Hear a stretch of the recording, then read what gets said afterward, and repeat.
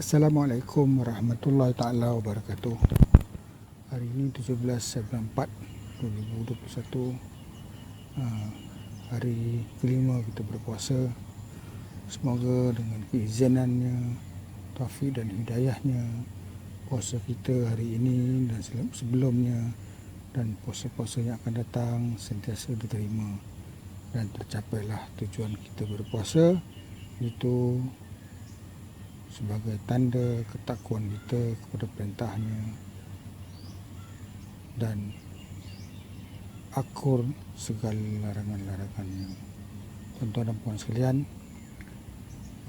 sebenarnya pagi ini saya ingin bercakap pasal satu istilah dalam NLP, iaitu apa yang dikatakan resourceful state, ataupun sering dikatakan sebagai kekuatan dalaman diri kita.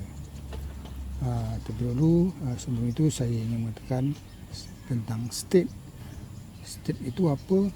Bahasa mudahnya mood kita lah. Mood kita adalah yang kita tentukan setiap hari, setiap masa. Dia dikatakan sebagai keadaan diri dan minda kita, ataupun lebih tepat lagi, dia adalah bagaimana kita mencipta emosi kita. Kita ikhtiarkan apa state kita, maka terjanalah emosi kita. Seterusnya bagaimana kita membina sikap kita. Sebab apa? Sebab diri dan minda adalah satu sistem. Tidak pernah orang ingin melakukan sesuatu pada masa yang sama tidak mahu. Tuan-tuan dan puan sekalian, kehidupan kita ni adalah tentang emosi. Bagaimana kita membina hati yang suka, bagaimana kita mencipta kesukaan kita, bagaimana kita mencipta keceriaan, bagaimana kita mencipta kesejahteraan hidup kita. Kata orang, duit itu segala-galanya, tetapi bukan segala-galanya boleh dicipta dengan duit. Jadi ia adalah pasal emosi yang kita cipta juga. Emosi kita adalah bagaimana kita bertindak dan beraksi, ataupun bagaimana perangai kita. Ia lebih dikatakan pemikiran separa sedar kita, ataupun cara kita berfikir yang telah dipatternkan dalam benak fikiran kita. Jadi state itu adalah kunci bagaimana kita mencipta emosi. Semua orang ada emosi marah, semua orang ada emosi takut, tapi bagaimana dia mengeluarkan emosi itu bergantung state yang dia tentukan. Jadi bagi saya, state dan emosi itu adalah suatu kekuatan dalaman. Dia seperti non-physical strength dalam kita. Sama ada kita berani, takut, bergantung kepada apa yang kita mahu dengan alasan dan sebab yang kita cipta. Itulah alasan kita tidak mahu melakukan, maka terciptalah tidak mahu melakukannya. Dia adalah cara kita berfikir. Tuan-tuan dan puan sekalian, kesukaran hidup ini adalah tentang emosi juga. Bagaimana kita akan melalui kesukaran dalam berpuasa. Kita tentukan kita bersedia untuk berlapar dan dahaga dan tidak melakukan perkara-perkara yang dilarang. Ia adalah bagaimana kita melakukan ibadat puasa. Kalau masa sekolah dulu,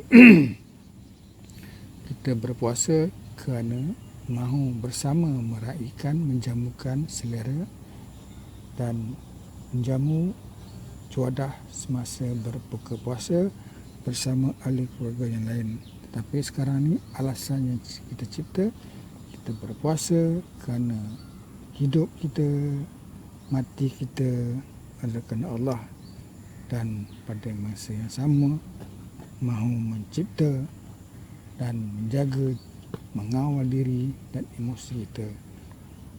Tuan-tuan dan puan sekalian, saya istilahkan kekuatan dalam itu sebagai resourceful state. Dia adalah bagaimana kita mampu mengawal dan mencipta keadaan diri dan emosi kita, sama ada berani, takut, sabar, marah, segala-galanya kita tentukan. Dia apa yang dikatakan tentang sikap kita ataupun pemikiran suara sedar kita. Lebih tepat lagi, apa yang kita yakin dan percaya tentang diri kita. Jadi puasa ini pada saya lah, dia adalah platform membina resourceful state kita. Bagaimana kita mengawal diri, menjaga emosi dari melakukan perkara-perkara yang membatalkan puasa. Malah kita melakukan perkara-perkara yang meningkatkan ketakwaan kita kepada Allah Subhanahu Wa Taala. Lebih jauh itu, kita berpuasa kerana kerahmatannya, keampunan dari Allah, dan semoga kita dibebaskan dari api neraka. Tuan-tuan dan puan sekalian, kita nasib baik dapat berpuasa, berbuka, bersahur sewajarnya. Tapi tahukah tuan-tuan, masih ramai lagi yang tidak dapat bersahur, tidak dapat berbuka puasa seperti yang kita nikmati, tetapi sedikit pun tidak melonggarkan emosi dan diri mereka tentang ketakwaannya kepada perintah Allah. Jadi lawan resourceful state ini adalah unresourceful state, iaitu di antaranya sentiasa berfikir negatif. Setiap kali kita mahu memulakan, kita bermula dengan kegagalan. Setiap kali kita mahu melakukan sesuatu, kita memulakan dengan masalah yang akan berbangkit. Kita seperti membina ketidakyakinan kepada diri sendiri. Tidak mampu melakukan, tidak bersedia ingin menjayakan. Tuan-tuan, kalau kita memikirkan keberanian, tapi pada masa yang sama memikirkan faktor-faktor yang menakutkan diri kita, dia langsung tidak ada kekuatan dalaman. Jadi puasalah sebenarnya platform bagaimana kita membina diri kita, mengawal kesabaran, menerima ujian dan perintah Allah dengan hati yang reda. Puasa juga, tuan-tuan, bukan alasan untuk tidak melakukan perkara-perkara yang biasa kita lakukan. Saya puasa, saya belasah aja riadah ni. Jalanlah, tapi tak macam bukan bulan puasa lah. Kita dah tua-tua, kena jaga sampai dia detect pula. Jadi tuan-tuan, seperti ibadah lain, ia adalah cara mana kita membina state, membina ketakwaan kepada Allah Subhanahu Wa Taala. Dia membina, meningkatkan ketakwaan dan keimanan kita kepada Allah. Jadi puasa ini sebenarnya adalah bagaimana kita membina, menjana dan mempertahankan resourceful state itu. Semoga puasa kita diterima oleh Allah Subhanahu Wa Taala.